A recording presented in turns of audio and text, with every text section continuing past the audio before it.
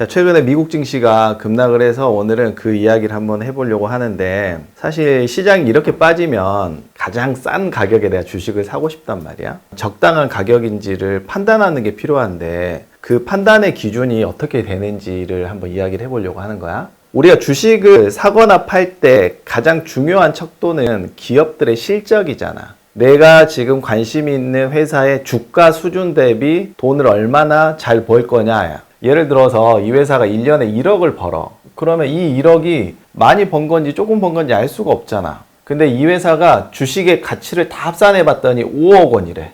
그러면 5억 주고 1년에 1억 버는 거니까 이 정도면 뭐 괜찮다고 볼 수 있는 거잖아. 이렇게 주식 가격 대비 수익을 평가하는 걸 PER이라고 하잖아. 그래서 주식 시장도 전체적으로 통틀어서 우리가 PER을 평가를 하기도 해.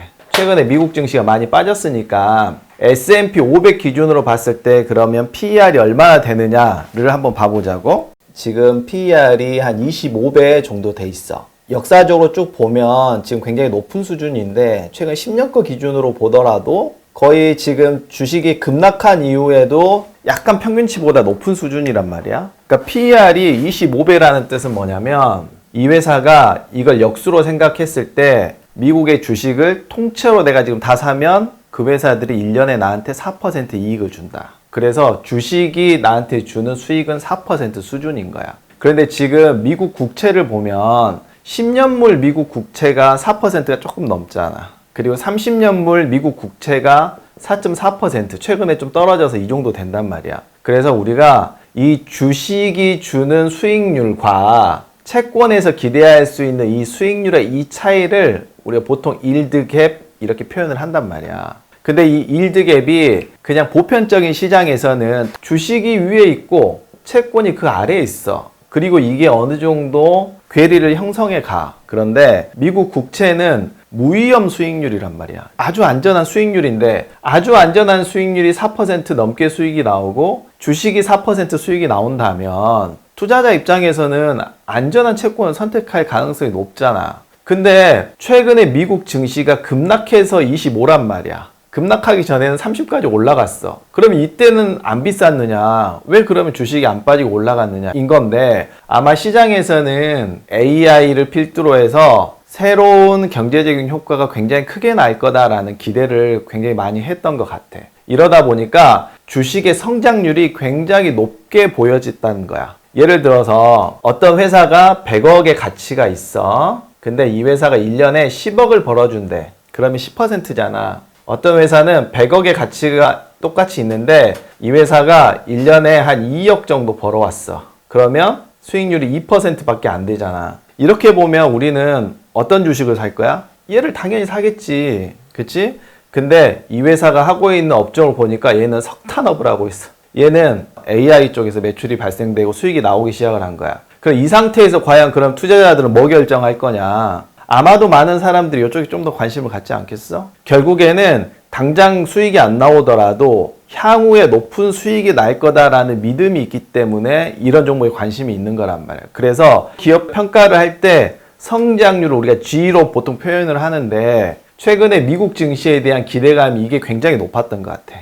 AI로 성장률이 여전히 높게 유지될 거다. 그래서 밸류에이션을 굉장히 높게 줬던 것 같은데 최근에 이제 중국에서 딥시크 사례를 보더라도 이 AI가 과연 미국만의 전유물이 될 거냐 뭐 그렇지 않을 것 같다는 우려감도 있었던 것 같고 또 하나 가장 중요한 거 미국이 재정 적자가 엄청나게 심하잖아.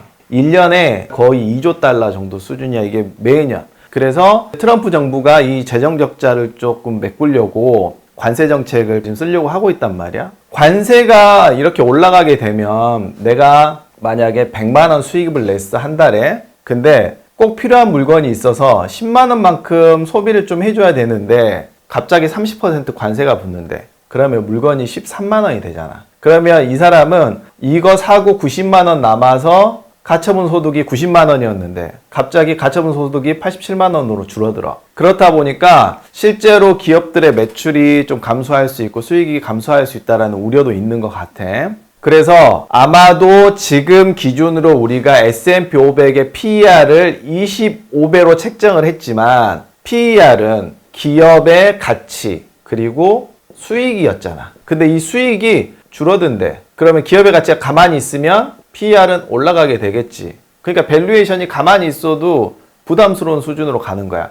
그러니 당연히 기업의 가치도 떨어질 수밖에 없는 거야. 그래서 이런 관점에서 주식시장을 조금 안 좋게 보고 있는 것 같은데, 그러면 과연 주식시장이 얼마큼까지 빠졌을 때 우리가 저점 매수가 가능할 거냐, 우리가 쉽사리 예측하기는 어려워. 다만 어떻게 접근을 해볼 수 있냐면, 전 세계에서 돈을 가장 많이 담아놓을 수 있는 바구니를 두 가지로 분류를 하면, 하나가 주식, 하나가 채권이란 말이야. 자, 미국의 재정적자가 엄청 심하다 그랬어. 재정적자를 해소하기 위해서 관세도 올리겠다. 그런데 미국 금리가 최근 10년 내 가장 높은 수준이기 때문에 또 하나의 문제는 뭐냐면, 미국 정부의 이자 비용이 너무 커져 있다는 거야. 적자가 엄청나게 심한데, 그래서 돈을 빌려서 메꿔놓고 있는데 이자를 또 많이 줘야 되니까 이게 문제잖아. 결국에는 관세를 올려서 경기가 조금 나빠지면 금리를 떨어뜨려서 이자 비용은 그나마 좀 낮출 수 있는 환경을 만들어 줄 수 있어. 그러면 투자자 입장에서 봤을 때 금리가 떨어진다는 얘기는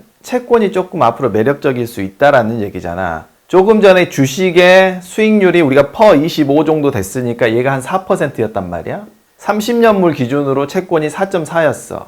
가만히 있어도 얘의 수익률이 높은데 앞으로 채권의 금리가 떨어진다고 치면 채권의 가격 상승 때문에 나오는 이익이 훨씬 더 높아지겠지. 그래서 앞으로 얘의 기대 수익률은 더 올라갈 가능성이 높아. 그러면 주식은 실적이 떨어지면 다운될 수 있고, 금리가 떨어지면 얘는 앞으로 더 올라갈 수 있는 상황이라면 지금 투자자 입장에서는 어떤 걸 선택할 거냐는 거지. 얘를 선택하는 게 더 유리하겠지.